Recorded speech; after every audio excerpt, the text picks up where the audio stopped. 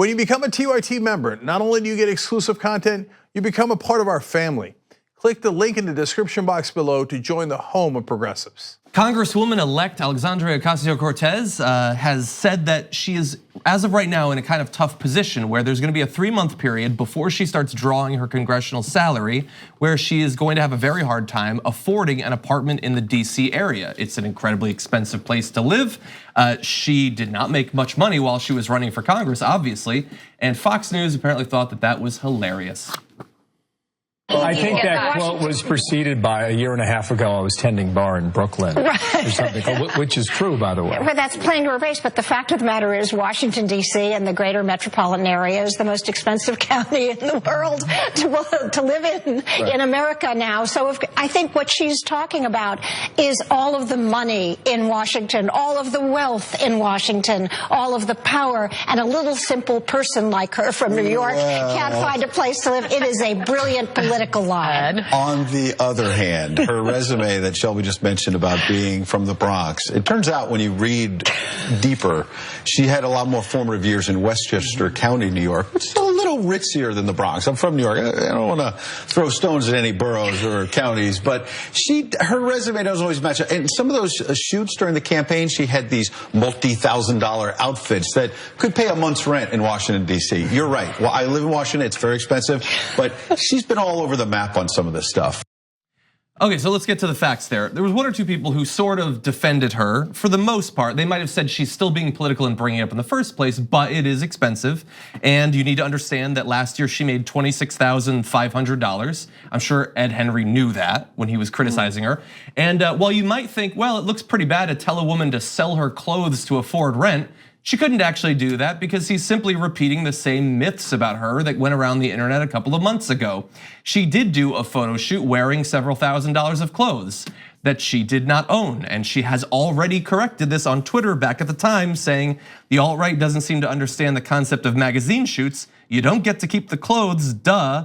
I don't pretend to fight for a living wage and Medicare for all. I do it and get used to me slaying looks because I am an excellent thrift shopper, making that my favorite tweet ever.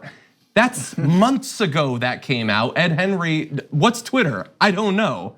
And so in response to that video, and there's more to it, we didn't play you all of it, she put out this tweet saying, Fox News, why can't any of your anchors say my name correctly? It's been 5 months. In other parts, 2 of the hosts said her name incorrectly. It's bizarre to see 1% salaried anchors laugh at the US housing crisis and never purchase pricey clothes and always told my story, but repeating lies until they are believed is your thing. But this just further illuminates the contempt that the right actually has for their own voters. Because there's so many voters who voted for Trump thinking that he was going to be a true populist, who themselves couldn't afford to live in Washington, D.C. And this just continues to expose the real feeling that the right has for most Americans, which is contempt. Yeah, so it's ironic because before they made fun of her for being a bartender.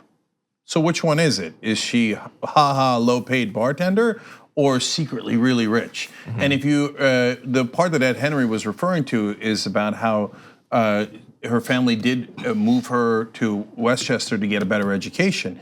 The part he leaves out is that all of her family chipped in to make sure that they could get her to a place where she could get a decent education.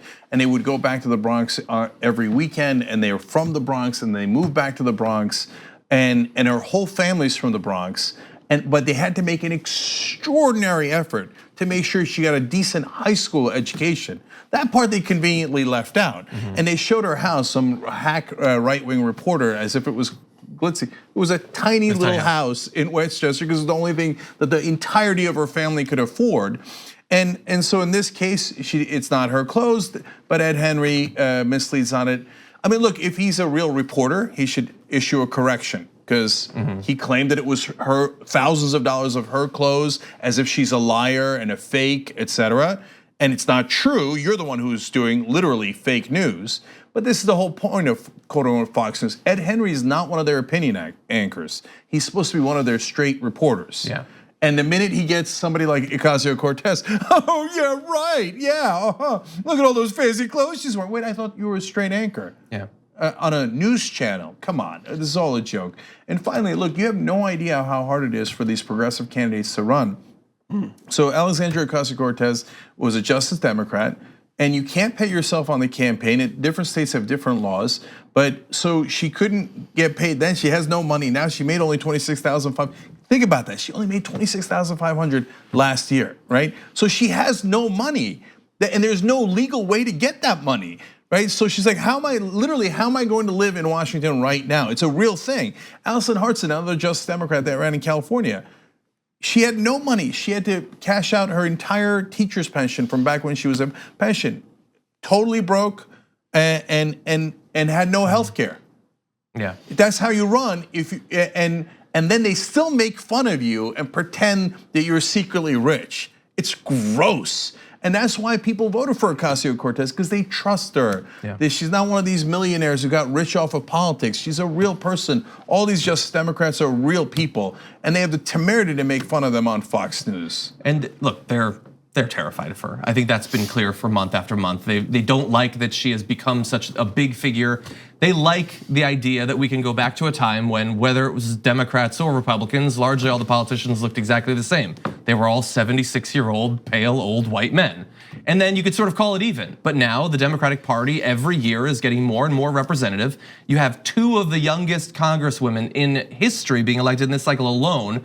A ton more diversity in terms of sexuality, race, and religion, but it's not occurring on both sides. And one side looks more like America with every passing year and speaks more like America, speaks more to America. And that is exemplified best perhaps in Alexandria Ocasio-Cortez. And so they desperately have to take her down, and they especially have to attack her, as they try to in this case, specifically on her strengths, which is her authenticity and the fact that she is like us. They cannot allow, it's not like they're gonna get through to the Democratic voters or whatever, but they are worried that Republicans might see this and hear it, and hear what she's pushing for in terms of her platform and find it appealing. And so they have got to spread these lies to undercut her appeal that potentially could cross over. Don't you think that they go after her also more vociferously because she's a woman? There are a lot of men in Congress that share apartments, 3, 4 people to an apartment because they can't afford their own place. And you don't hear them ridiculed. Yeah. But here you have, a young inspirational woman who's struggling economically to pay the bills, and they're mocking her. Yeah. Yeah, and final thing is, I think you both are totally correct. And I remember the earlier Fox segment that we covered where they sent someone to cover one of her rallies. And the person came back and said she was afraid. And they're like, oh, why were you afraid? She's like, well, I was afraid that she was gonna convince me because, and convince other people because I need healthcare. And she was saying we were gonna do Medicare for all and get healthcare for everyone. Yeah. Thanks for watching this free clip of the Young Turks. Don't forget to become a TYT member today. For more exclusive content, join now at tyt.com/join.